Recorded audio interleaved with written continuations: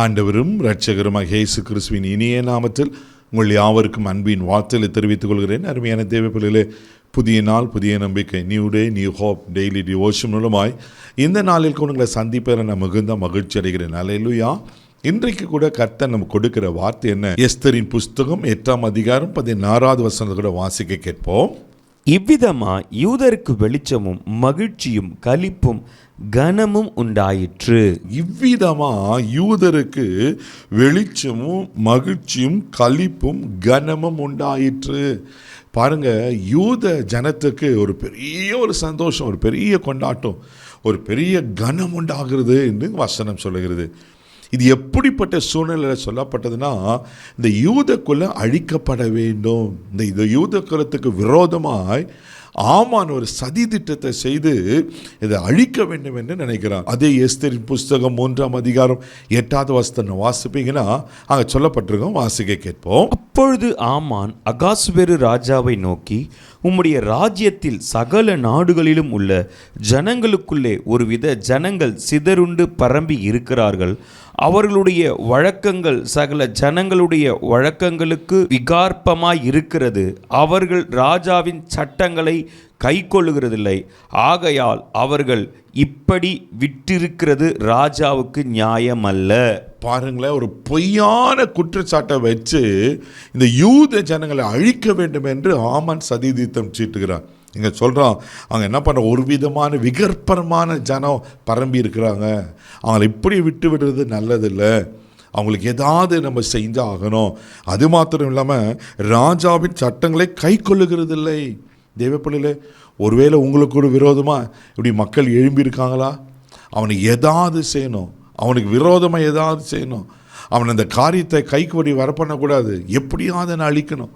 ஒருவேளை நீங்கள் செய்கிற காரியங்களை, உங்களுக்கு விரோதமாக காரியங்களை நடப்பித்து கொண்டிருக்காங்களா? பயப்படாதீங்க, கர்த்தர் உங்கள் பட்சத்தில் இருக்கிறார். கர்த்தர் உங்களுக்காக யுத்தம் பண்ணுவார். அல்லேலூயா. இந்த சரித்திரம் அழகாக இருக்கும், நீங்கள் அறிந்திருக்கிறீங்க. இது முழுமையாக பேச நேரமில்லை.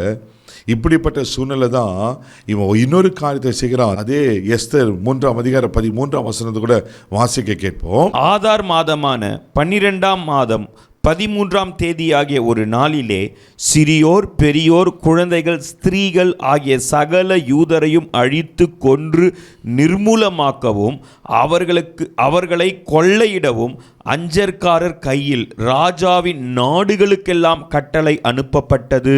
பாருங்க, ஏறக்குறைய 127 நாடுகளுக்கு கட்டளை அனுப்புகிறாங்க.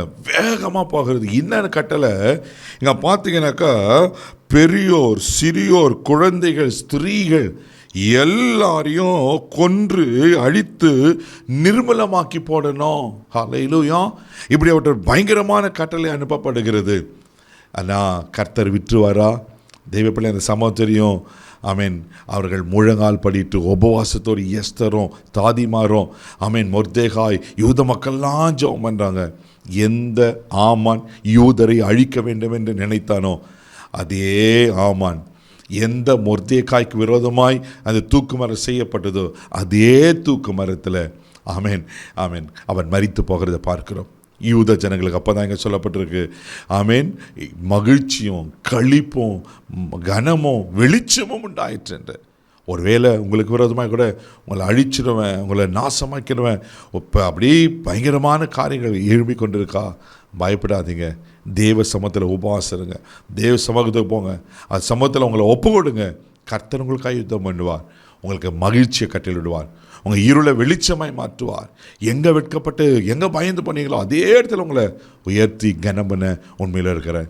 இன்றைக்கு கர்த்தர் உங்கள் வாழ்க்கையில் அப்படி செய்ய உண்மையில் இருக்கிறார். கண்களை மூடி நம்ம ஜெபிக்கலாம். அன்பு தகப்பனே, உமக்கு நன்றி சொல்லி துதிக்கிறோம், ஸ்தோத்தரிக்கிறோம்ப்பா.